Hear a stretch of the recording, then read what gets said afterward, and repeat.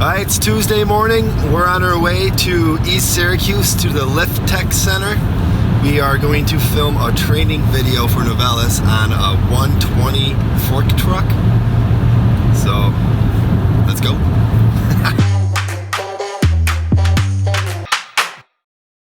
My name's Kyle, and this is Kyle Ridlon Productions. So today we had a shoot at Lift Tech for Novelis. We were working on a training video of the F-120 fork truck. So today we had to do a lot of gimbal work, so I thought it would be a good time to talk about my gimbal and what I do, how to set it up, how to use it.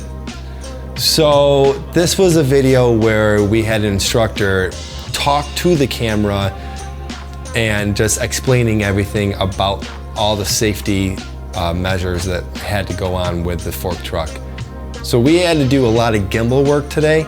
So I just wanted to talk about my gimbal. I use Helix Junior. This isn't your top-notch gimbal, but it works. What I like about it is it doesn't hang, it doesn't suspend down like this. You can set it down on a table or set anywhere. I don't have a stabilizing suit that I put on.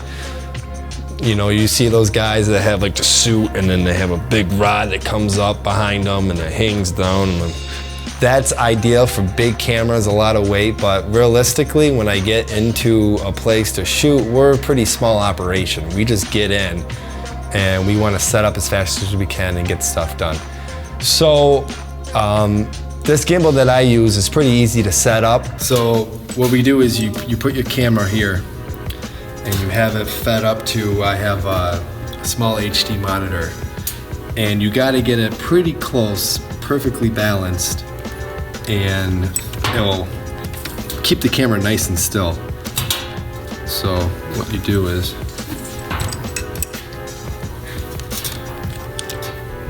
always have a quarter.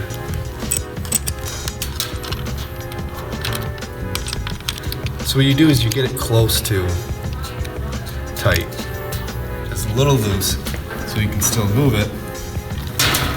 And see how it's fallen? You want to position this so it's perfectly level. It's kind of hard with this camera, with the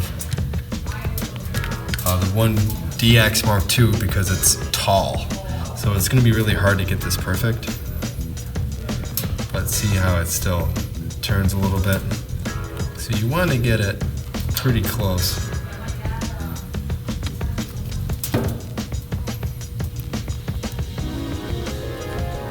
So that's pretty close. And then lock it. There you go. And before you turn it on, you just want to make sure that everything, when you pick it up, it should be straight. So if it's tilting forward or backwards, you have to adjust a couple things to get it perfectly still. So when you turn it on,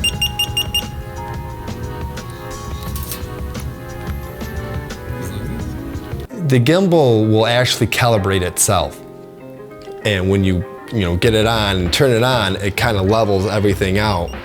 So as it levels everything out, if it's not 100% balanced and it's off a little bit, if it's off just a little bit, it's not really going to matter. The motors and the calibration will fix that.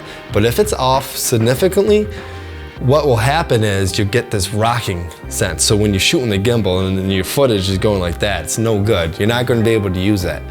So you have to make sure that it's pretty close as possible. You got to make sure that it's close as possible balanced. So that takes a little bit of time. I kind of cheat and I set my gimbal up way beforehand. I actually never really change it, so then I don't have to sit there, because that takes forever, ever to you have to add all the different weights on. You got to get it set up. You got to do the 3 points of gravitational balance, and it just takes forever. If I was a bigger production company, I would hire somebody just to do that, but I'm not. So like when you use the camera, Because I don't have a harness and I don't have it suspended in front of me, I like to keep my elbows tucked in and kind of use, if you just keep your arms out like this, you keep your arms out like this, holding a 10-pound camera and gimbal, your arms are gonna die in like 2 seconds. So what you have to do is keep your elbows in and kind of just use your body, like be tight with it. And when you walk, make sure you bend your knees. And you really want to try to be as smooth as possible, because even when you're looking into the LCD monitor, you can't tell because you're moving with it if it's really bouncing, if it's really smooth. You'll find out in post-production, and at that time it's too late. But there's things you can do in post-productions like warp stabilizers, other ways to make it smooth, but we'll talk about that another time. So that's it for today. It's pretty short and fast. If you have any questions at all about gimbals, cameras, lighting, anything, just shout out to me, guys, and I'll be happy to answer. So until next time, I'll see you.